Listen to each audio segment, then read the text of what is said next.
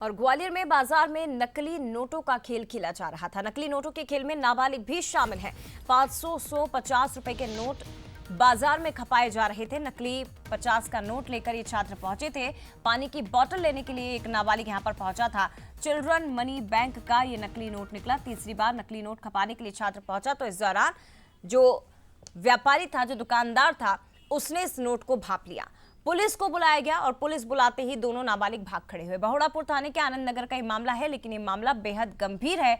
तस्वीरें आप देख सकते हैं कि नाबालिग जो नकली नोट खपाने के लिए यहां पर पहुंचे हुए थे, बाजार में पहुंचे, दुकानदार से पानी की बोतल मांगी, दूसरा कोई अन्य सामान यहां पर मांगा और गनीमत ये रही कि व्यापारी ने उस नोट को देख लिया और इन नाबालिगों को पकड़वाने के लिए पुलिस को बुलाने लगे, लेकिन तब तक नाबालिग भाग गए।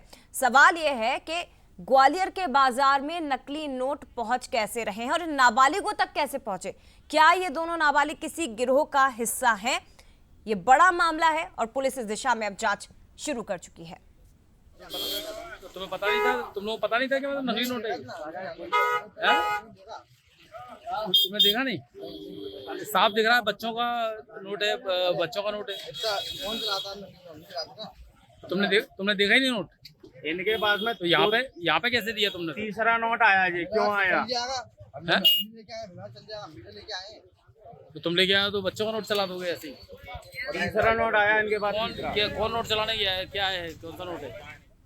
तो देखिए, तीसरी बार बाजार में पहुंचे थे नकली नोट को लेकर, लेकिन तीसरी बार में ये पकड़े गए हैं। और ज्यादा जानकारी के लिए उमेश हमारे साथ जुड़ गए हैं। उमेश, जानकारी दीजिए कि इन बच्चों के पास ये नकली नोट आखिर कहां से आया? पुलिस क्या इस मामले में जांच शुरू कर चुकी है और क्या आगे कदम उठाए जा रहे हैं, क्योंकि मामला बेहद गंभीर है? अब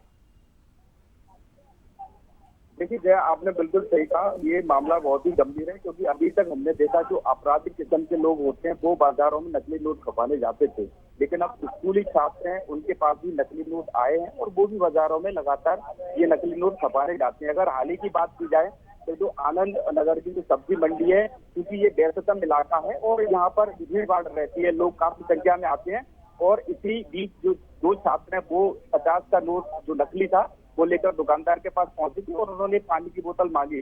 दुकानदार ने देने के बाद जब नोट चेक किया तो देखा कि वो नोट पूरी तरह से नकली है, बच्चों के खेलने वाले नोट थे, और उसको लेकर जब पुलिस को बुलाया तो जो छात्र थे मौके से फरार हो गए। लेकिन वजह यही है कि इन छात्रों के पास लगातार जो नोट है वो खपाने ये बाजारों में जा रहे हैं, कहाँ से नोट आ रहे हैं इसकी भी पूरी पुलिस जानकारी जुटा रही है। लेकिन कहा जा सकता है कि अभी जो छात्रों की एक गैंग है वो लगातार ग्वालियर में सक्रिय है और नकली नोट लगातार खपा रही है।